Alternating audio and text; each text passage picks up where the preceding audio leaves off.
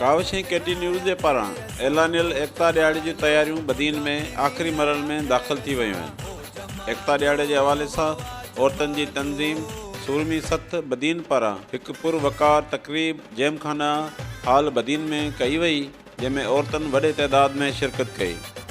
पंहिंजी तहज़ीब ऐं सकावत खे उजागर करण लाइ औरतुनि पारां सकाफ़ती वेस वॻा ऐं ज़ेवर पाए तक़रीब में शिरकत कई, जंहिं सबबि सॼो पिंडाल एकता जे रंगनि सां टहिकी उथियो।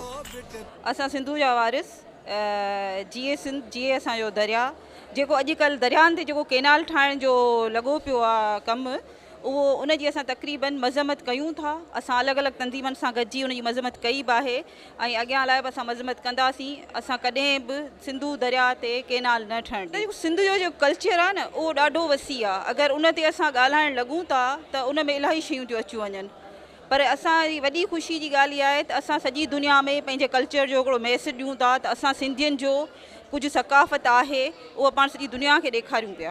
वॾी ॻाल्हि त तव्हां ॾिठो हूंदो, जीअं बदीन जहिड़े पसमानदा इलाइक़े में सभु भेणूं अची गॾु थियूं आहिनि, घरनि मां निकिरी या पंहिंजा कमकार छॾे पंहिंजा ॿारड़ा वठी। इहा हिकिड़ी वॾी ॻाल्हि आहे, इहो वॾो अचीवमेंट आहे ऐं अहिड़ा प्रोग्राम थियणु खपनि। त अॼु असांजे कल्चर डे जो मक़सदु आहे त असां सिंधुअ जा वारस आहियूं।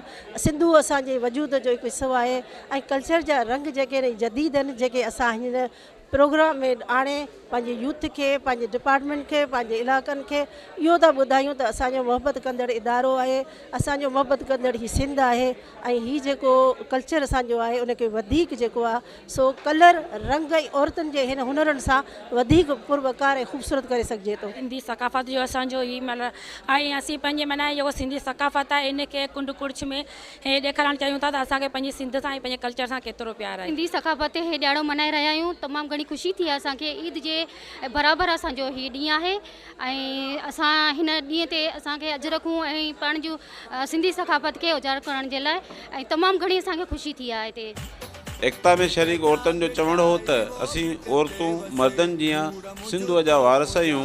तहज़ीब ऐं सकाफ़त खे ज़िंदा रखण सां गॾोगॾु सिंधु दरिया जी मालिकी कंदियूंसीं। कावश ऐं केटियुनि सां गॾिजी एकता ॾियारो भरपूर तरीक़े सां मल्हाईंदासीं। कैमरामैन अली मेमन सां गॾु हारून गोपांग, केटी न्यूज़ बदी।